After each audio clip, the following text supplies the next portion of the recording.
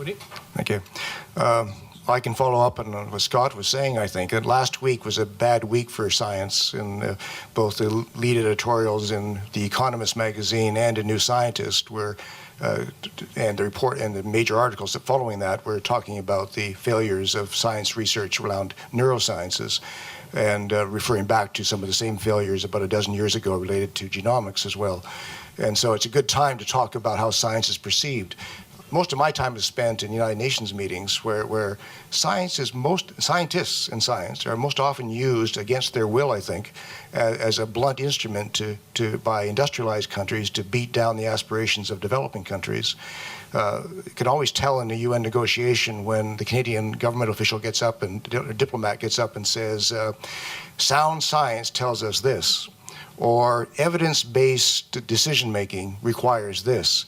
And you know for sure that there's not going to be a single fact or figure presented after that. It's simply going to be the intonation of these pet phrases, sound science, evidence-based decision-making, without any evidence behind it and no soundness to the science. In fact, the sound of science is usually silence.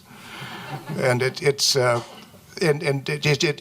developing countries tend to roll their eyes at this because it happens to them all the time, and they're put in the position of that they don't know anything, but some other guys who tend to look a lot like me, white-haired, white-skinned, and so on, male, make decisions for them.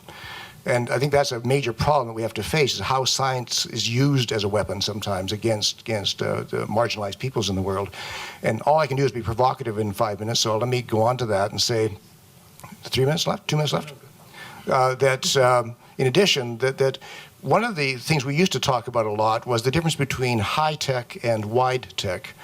High tech being, crudely speaking, where you have a sort of a micro innovation which has macro implications. So what's done in the lab, in fact, could have global impacts, whether we're talking about genomics or we're talking about nanotechnology or whatever, those possibilities where what you've done really has global considerations. And that's exciting and important.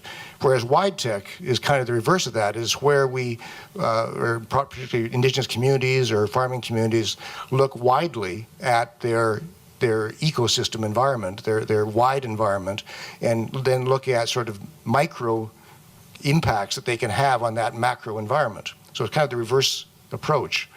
And the two solitudes don't have to be that, of course. The two solitudes should be working together. There's no reason why they couldn't be and should be.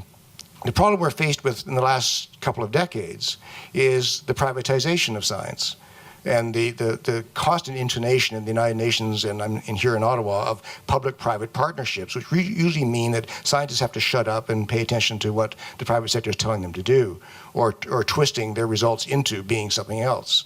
And that certainly happens again at the United Nations level. So instead of where we used to say high tech and wide tech, it's more often now hide tech versus wide tech.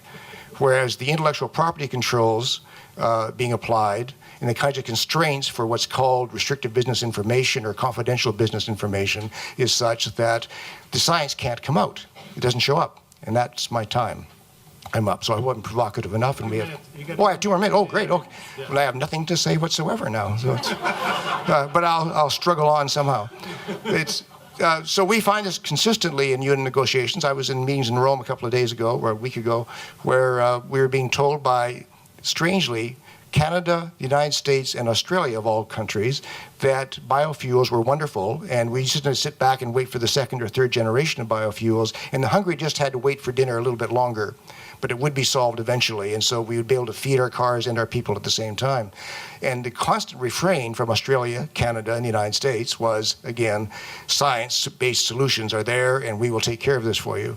And almost all the other governments in the room, literally all the other governments in the room, were in shock by this constant refrain to science and a constant assumption that somewhere down the road again, we would have these solutions, which keep on being somewhere down the road. We've been hearing that in UN meetings for 8 years now, that round the corner there'll be this next solution. We don't hear the scientific community coming back and responding to that.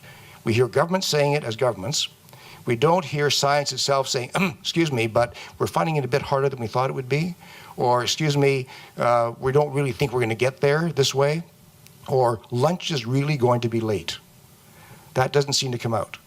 So we do need to find a different way in which the scientific community can get its voice heard clearly in UN negotiations, not smothered under public-private partnerships or smothered under, again, the weight of a handful of governments who intone on your behalf things which you don't believe. Thank you.